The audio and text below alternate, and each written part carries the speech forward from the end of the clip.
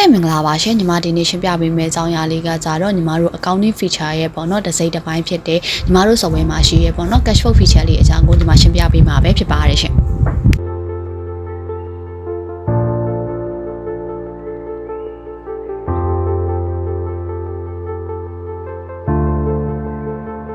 ်ညီမတို့ software ရဲ့ပေါ့နော်ဒီ cash flow feature လေးမှာကကြတော့ debit inflow ငွေအဝင် credit outflow ပေါ့နော်ငွေအထွက်ဆိုပြီးတော့ညီမတို့ကဒီဇယားလေးတွေနဲ့လည်းပြသထားပါတယ်ရှင်ဟုတ်ကဲ့ညီမတို့ဒီ cash flow system လေးကိုပေါ့နော်ညီမတို့ကကိုကြည့်ချင်တဲ့ date month year လေးတွေနဲ့လည်းညီမတို့ကြည့်ရှုပြီးလို့ရပါတယ်ရှင်24 hour ဖွင့်တဲ့ site တွေမှာဆိုလို့ရှိရင်လည်းပေါ့နော်ညီမတို့ကနေပြီးတော့ morning assign နဲ့ပေါ့နော်ဒီ afternoon assign ဆိုပြီးတော့သူ့ assign အလိုက်လဲခွဲယူလဲကြည့်ရှုနိုင်ပါတယ်ရှင် warehouse အသုံးပြုတဲ့ပေါ့နော် customer တိုင်းကိုလည်းညီမတို့ကဆိုင်ခွဲအလိုက်ပေါ့နော်ကြည့်ရှုပြီးတော့စစ်ဆေးနိုင်ပါတယ်ရှင် payment တိုက်မှာလည်းပေါ့နော်ကိုကြည့်ချင်တဲ့ payment အတိုက်လိုက်ကိုလည်းရွေးချယ်ပြီးတော့ကြည့်ရှုပေးလို့ရပါတယ် from date to date မှာဆိုလို့ရှိရင်လည်းပေါ့နော်ညီမတို့ကခုနက date မဲ့ year နဲ့မဟုတ်ဘဲနဲ့ပေါ့နော်ညီမတို့ကတပတ်စာပေါ့နော်ဘယ်နေ့ကနေဘယ်နေ့ထိပေါ့နော်ကိုကြည့်ချင်တဲ့နေ့စွဲလေးအလိုက်လဲညီမတို့ကကြည့်ရှုပေးလို့ရပါတယ်ရှင်include commercial feature amount လေးကကြတော့လူချင်းမင်းတို့ဆိုင်ဘက်ကနေပေါ့နော် step တွေကို commission ထုတ်ပေးလိုက်ရတာဖြစ်တဲ့အတွက်ကြောင့်မို့လို့ညီမတို့က credit outflow မှာပေါ့နော်ပြသထားပါတယ်ရှင် okay နောက်ထပ် button လေးတစ်ခုကကြတော့ညီမတို့ပေါ့နော် show to တဲ့ကိုစောပေါ့နော်အဲ့ဒါလေးကကြတော့ညီမတို့ကဝယ်ဈေးအခြေအနေကိုပြထားတာပေါ့နော်ဒီဒီဇိုင်းလုံးရဲ့ပေါ့နော်ဝယ်ဈေးအခြေအနေကိုပြထားတ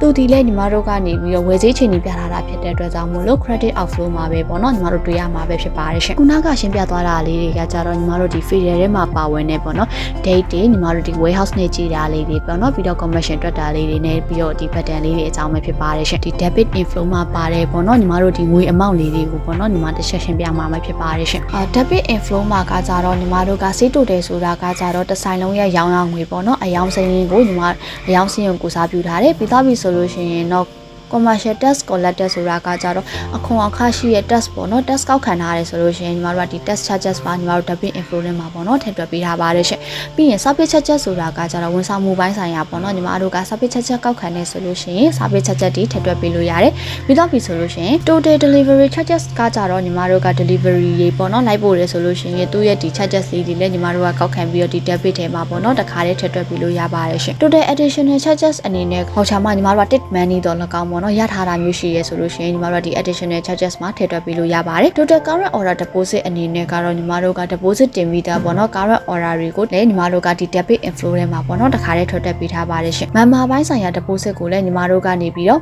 ့တခါတည်း debit inflow ထဲမှာထည့်တွက်ပေးထားတယ် amount on opening ဆိုတာကကြတော့လူချင်းမင်းတို့ဆိုင်ရဲ့ပေါ့နော်ဆိုင်ဆက်စဖွင့်ခြင်းမှာညီမတို့အကျွေးထည့်ထားတဲ့ amount အရေးအတွက်တော့၎င်းဒီ answer ထဲမှာရှိရဲ့ပေါ့နော်ဒီ amount အရေးအတွက်ကိုညီမတို့ကတခါတည်းထည့်သွင်းသိမ်းဆည်းထားပြီးလို့ရပါတယ်ရှင် additional income ဆိုတာကကြတော့ညီမတို့ကဒီဆိုင်ကမဟုတ်ဘဲနဲ့ပေါ့နော်အခြားဆိုင်ခွဲတော့၎င်းအခြား investment တစ်ခုကနေငွေများရလာခဲ့သည်ရှိတော့ညီမတို့ additional income အနေနဲ့ညီမတို့ထည့်ထားပေးလို့ရတယ် additional income မှာဆိုလို့ရှိရင်လည်းညီမတို့ကနေပြီးတော့သူ့ရဲ့ခေါင်းစဉ်အလိုက်သူ group နဲ့သူပေါ့နော်ဒီကနေဒီ investment ကနေဘယ်လောက်ရတယ်ပေါ့နော်အခြားဆိုင်ခွဲကနေဘယ်လောက်ရထားတယ်ဆိုတဲ့ amount လေးတွေလည်းညီမတို့ကတခါတည်းထည့်သွင်းပေးထားလို့ရပါတယ် total debit inflow မှာကကြတော့ညီမတို့ကဒီပေါ့နော်ဒီကိန်းဂဏန်းလေးတွေကိုပေါင်းလိုက်ရဲပေါ့နော် total လေးကိုလည်းညီမတို့ပြသထားပေးပါတယ်ရှင် credit outflow မှာဆိုလို့ရှိရင်ညီမတို့က total cost of goods sold လေးပါတယ်ပေါ့နော်ညီမတို့ဝယ်ဈေးတွေကိုလည်းပေးထားတယ်ပြီးသွားပြီဆိုလို့ရှိရင် item discount တွေပါတယ်ပြီး order discount တွေလည်းပါတယ်ပေါ့နော်ပြီးသွားပြီဆိုလို့ရှိရင်တော့ညီမတို့က additional discount ပေါ့နော်ညီမတို့ကလည်းသတ်မှတ်ပေးလို့ရတယ်ပြီးရင် supplier fee amount ဆိုတာကကြတော့အကိုတို့ရဲ့ပေါ့နော် supplier စီကနေ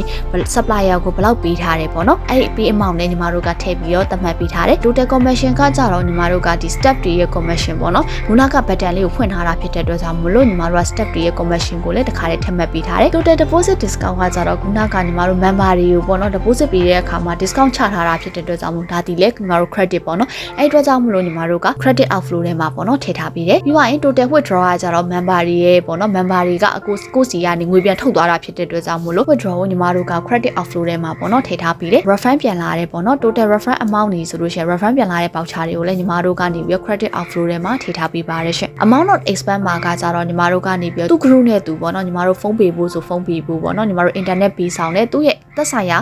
expand အလိုက်လဲညီမတို့ကသူ့ group နဲ့သူထည့်ထားပြီးလို့ရပါတယ်ရှင် total credit outflow မှာကကြတော့ဒီအားလုံးလုံးပေါင်းပေါ့နော် total ဘယ်လောက်ထွက်ထားတယ်ဆိုတာလေးကိုပြသပေးထားပါတယ် opening amount လေးကကြတော့ညီမတို့က software စာ3နှစ်ကပေါ့နော်ယခုအချိန်အထိကို3နှစ်စာဆို3နှစ်စာပေါ့နော်4နှစ်စာဆို4နှစ်စာ software စာ3နှစ်ကအခုချိန်ဒီပေါ့နော်ဒီ day by day carry ဆွဲသွားတဲ့ amount လေးတွေပဲဖြစ်ပါတယ်